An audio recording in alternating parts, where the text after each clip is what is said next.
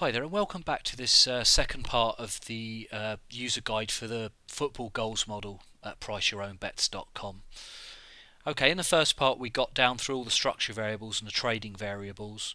I'll just give a bit more detail exactly the state of play variables. I was using them a bit in the first part, but just to give real clarity on how we progress these.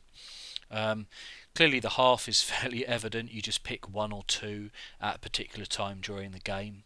Um, I guess the thing that needs a little bit of explanation is to do with just towards half time. So here we've got 1 minute's injury time in the first half, but let me extend that to 2 minutes just to show how this works. So um, I take this up to 45 minutes into the first half. And obviously, there's still some goals to come because I'm expecting 2 injury minutes here. So I can even increase that to 46 minutes at the moment, and I've still got a little bit of goal to come. But as soon as I go to 47 or above, because I've gone beyond my updated injury time, all these first half markets have now settled. So if you want to reset this for the second half, you just simply change the half to 2, change the minutes back to 45, and all of this is on the assumption of a 90-minute game. So yeah, you're now ready to start the second half, and the same in the second half. You go up to 90 minutes, and there's still a bit of time to go. And it's now when you get to 93 minutes where basically time will be over within the game. So okay, so basically that's the half, and the minute's gone. I'm just now reset to the start again. Here you just simply input the goals and the red cards. So the goals you input by half, and that's simply because we actually do markets for the first half here, so we need to distinguish between first and second half. So this first row here is the first named team, and this is the second named team. And the red cards, we don't care for now which half they're in, so you just have one box for each team. So just a little word on the markets here on this first page. Then you've got the main market, so you've obviously got match winner. We've also got an Asian handicap and a total goals line, and the same for the first half, and also the individual team goals. You've also got a choice up here as to whether you want to use quarter and three-quarter ball lines, which is, the Asian way of betting to try and keep the prices quite close to, even money. So, a 50-50 proposition, hopefully. So, this is set to yes at the moment. So, for example, you can see a 2.25 goal line here. Well, if you just book it betting with non-Asian bookies or bookies that don't offer the quarter goal lines, or you just don't want to bet on them yourself, you don't really understand them, then you set that to no. So I'll have to be honest myself, they don't have much intuition to me, the Asian lines, the quarter goal line, whereas under over 2.5 goals, I think in my head I can make an assessment of that, but when it's 2.25 goals, I'm kind of struggling in my head to make sense of that because of the way that bet works. So yeah, you can choose the yes or the no there, and as to suit your own needs, and you can change that throughout basically.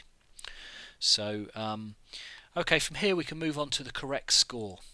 Now this is just a means to finesse, if you like, the correct score grid. So we use fairly simple maths to get to the correct score grid, and this page is an attempt to make that flexible. This can be quite useful for World Cup games where perhaps the third group game, if a certain result suits both teams, or a draw suits both teams, and it's something that I don't think the industry does that well, actually, the betting industry, and so this is my attempt to give flexibility and try and put some nuance into the way you can deal with these results that might favour both teams. So there's lots of different ways that you can change the grid. The first here is any draw. So this is actually set to 20% as a default, and the reason for this is that the natural mathematical way to do this doesn't make the draw quite a long enough price. So if I just set that back to 0, for our 1.3 game, the draw only comes out at 26% against either team to win at 37. So if I go back to the 20% here, I get that 35, 35, 30. So there's a bit extra for the draw, which is really needed to get to the correct prices. So that's always set to 20. Suppose you're in a situation in a World Cup where the draw was great for both teams. They've both got 4 points or whatever, and the 5 points will definitely get them both through something. You could make this a lot shorter, so this could go up to 80%, say now. And if we go back to our draw price, it's up nearly 40%. And I've seen draws actually in these situations as short as evens actually. So arguably I could take this to say 130 or something, and now I'm closer to evens anyway, 45%. So obviously you're making a big change to the normal situation there, so it's one you'd probably want to be confident of the decision you're making. Okay, so I'll just put that back to its standard 20. You can also change for either team, so it could be any result by 1 goal to the home team might get both teams through, say. So in that instance I might just want to increase that diagonal there with all the results where the home team win by 1, so 1-0, 2-1, 3-2, 4-3, etc. You can also do that for the other team, and now it's on the other diagonal, so it's 0-1, 1-2, 2-3, etc. Okay, so I'll put that back to 0. Then we also allow you to change exact scores here. So it could be that the scoreline that gets both teams through for whatever reason it has to be exactly 2-1 to the home team. So if I choose 2-1 here and put a change into this one, and suppose I make 2-1 100% more likely. So if we look here now, there's 100 gone on that diagonal, and if I look down here at the prices, where that price what are we at here? We're at decimal odds, yeah. So that 13.5 odds is now 7.6 on that particular result, and all it does is it just steals a little bit of probability from all the other answers, all the other places in the grid. So you can also see this as a percentage, so 7.4% has gone up to 13.2, or if you work in probability, there's probabilities there as well. So you could even use this if you just want to use it to manipulate some prices of things that you think might happen. So it might be, say, I want to add 30% to 2-1 and 30% to 2-0, and maybe let's go 1-0. So you're kind of expecting here a small kind of tight home win. So you've increased 1-0, 2-0 and 2-1. So these have all changed from 10.5, 16 and 13.5 to 8.8, 14 and 12. So basically you can kind of use that, and because this grid is used to create all other prices off of this grid, you might actually find that your value from having this opinion is in some other market, like perhaps home win exactly by 1, or under 2.5 goals or something like that. So because you're changing the correct score grid for everything, you get that expertise down here into the correct score grid. So one thing I should go back and show is earlier we noted that these goals don't come out exactly as what was put in, and I'll make this back to simpler. So let's go to the 1.5 game, say, against 1.5. Well, the team goals here are coming out both at 1.48, so they're just this little bit lower, and that's to do with the fact that we've got this 20% added here. Because it's just moved the probability around a bit, it's basically taken it from in such a way that the teams are in for slightly less goals. So if you do want that 20% on the draw to make the draw price about right, but you still want to get these to 1.5, you can just say, well look, I'm 0.02 too low, so I'm going to increase them both to 1.52, and I get back the 1.5. You can see extreme versions of this. If you go to a team at 2.8 against 0.6, say, so you've got a big favourite here. Well, it's taking a lot of probability off the 2.8 team, or taking, that their goals are going down, and that the other team's gone up ever so slightly. Again, if you really want to get to these here, you just say, well look, I'm 0.05 too low there, so I'll take that up, and I'm a little bit too high there.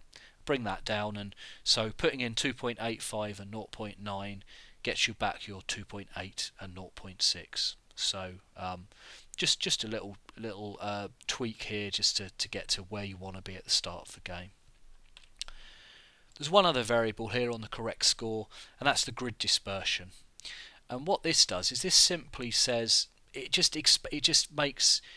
moves the goals away from the middle towards both extremes. So it doesn't make the teams in for more or less goals, it simply spreads them out. So if I go back to the 1.3 game here as an example, here, so you've got that both teams are in for the 1.28. Well, if I increase that grid dispersion, it doesn't really do anything to the expected goals, but what it does is it changes how likely kind of the really unexpected results are. So if we look here, 5-0 is 240 with the 4, which is very dispersed.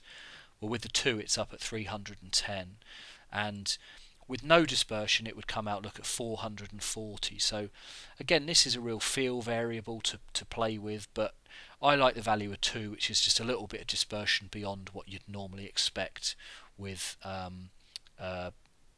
0 is kind of no dispersion. So again, it's one that it could be. You could have a game that you just think's really volatile. It could, it could turn into a really lively game. It might only be in for a normal number of goals, but you think there's a chance it might, kick on into a lively game. So in that instance, you'd do the 4, and you'd get more dispersion here. So okay, that's kind of everything on this correct score tab. So we've worked through the dashboard and the correct score. So just a quick look at the markets, and just the thing to note here is this is all the markets that was on the front page. I've not done the match winner again because you can always get that on the dashboard, but all the other markets, you've got 5 versions here instead of just the middle one. So if we go, for example, the total goals under over here, well, look, the middle line is the under over 2.25. So that's the one in the middle here, 2.25, and we've gone 2 either side, simply because the firms tend to offer a couple of extra ones, maybe just 1 either side, but I've gone to 2 either side here. This will pick up on that same decision as to whether to do the quarter and 3/4 ball lines. So I've got them set to yes at the moment. If I set them to no, then I'll get a bit more expansion here. So they're going up in halves, look, instead of in quarters. Again, so that's just the extension of the main markets, and then I've just stuck another few on the markets 2 tab. So I've got the exact number of goals for the match or for each team, and a 3-way market where, if you look here, it's smaller than 1, equal to 1, or greater than 1. I've also got down here the exact goals for the first half, and a 3-way for the first half as well. So plenty of markets here, and the thing is if we trust this correct score grid, which if I just do it in probability to show, that's the probability of all these results. So in theory we can create any market to do with goals, under 2.5, exactly 2, home team get 3, and the home team 3 and win, for example, would be 3-0 plus 3-1 plus 3-2. So with modelling this stuff, if you get the correct score grid, hopefully correct, then you kind of get everything that you'd want there. So if anybody's after any more markets, then it should be fairly easy for me just to add another tab up here to put in an additional markets if there's any that people want to see.